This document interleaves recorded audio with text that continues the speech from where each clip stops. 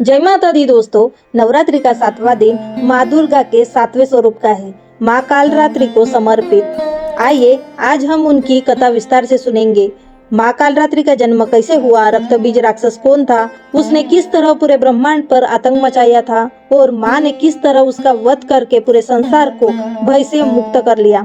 सबसे पहले जानते हैं कि रक्त बीज का जन्म कैसे हुआ। पुराणों के अनुसार रक्त बीज दानवों के राजा महिषासुर की सेना का एक शक्तिशाली योद्धा था। उसने कठोर तपस्या करके भगवान शिव को प्रसन्न कर लिया था।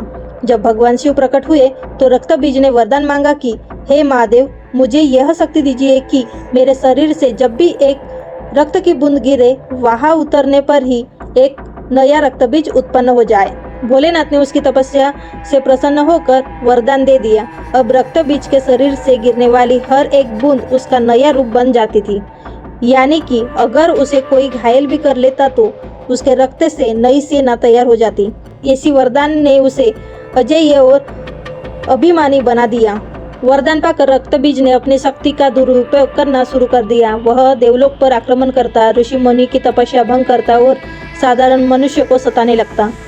उसके रक्त से लगातार कई सेनाएं बनती जा रही थी। देवता बार बार युद्ध करते, लेकिन रक्त बीज का कोई अंत नहीं कर पाते। धीरे धीरे उसने अपना आतंक इतना बढ़ा लिया कि पूरे त्रिलोक, स्वर्ग, पृथ्वी और पाताल पर अधिकार जमाने लगा। देवता हार कर ब्रह्मा, विष्णु और महेश के पास पहुंच गए।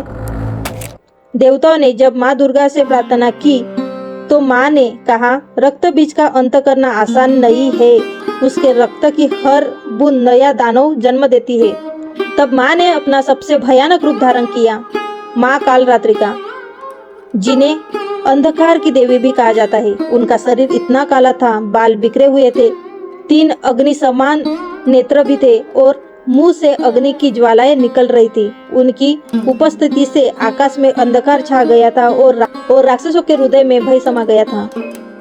युद्ध शुरू हुआ। रक्त बीज ने माँ कालरात्रि पर आक्रमण कर लिया। माँ ने अपने अस्त्र शस्त्रों से उसके सेनाओं को मार गिराया, लेकिन जैसे ही रक्त बीज के शरीर से रक्त गिरा, वहां हजारों नए रक्त बीज खड़े हो जा रहे थे। युद्ध चलता रहा। देवता देखते रह गए कि हर प्रहार के बाद भी रक्त बीज की संख्या बढ़ती ही जा रही थी। तब माँ कालरात्रि ने एक दिव्य योजना बनाई। उन्होंने अपनी लंबी जीभ बाहर निकाली और रक्त बीज के रक्त को गिरने से पहले ही पीना शुरू कर लिया। अब जब रक्त बीज घायल हुआ तो उसका रक्त भूमि पर नहीं बल्कि माँ के शरीर में गया। धीरे धीरे उसकी शक्ति क्षीण हो गई। आखिरकार माँ कालरात्रि ने रक्त बीज का संपूर्ण रक्त पी लिया और उसे अपने अस्त्र से भस्म कर लिया। इसी प्रकार उसका आतंक समाप्त हुआ और ब्रह्मांड से सारा भय मुक्त हो गया।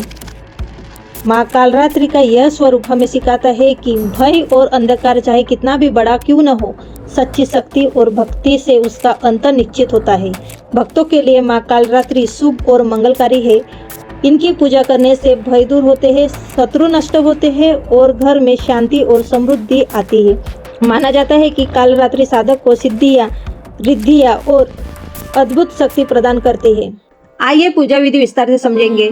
7वें दिन सुबह उठकर स्नान कर लाल वस्त्र धारण करें। माँ की प्रतिमा या चित्र को लाल फूल, दीप और दीप से सजाइए। मंत्र का जप करें, ओम कालरात्रे नमः।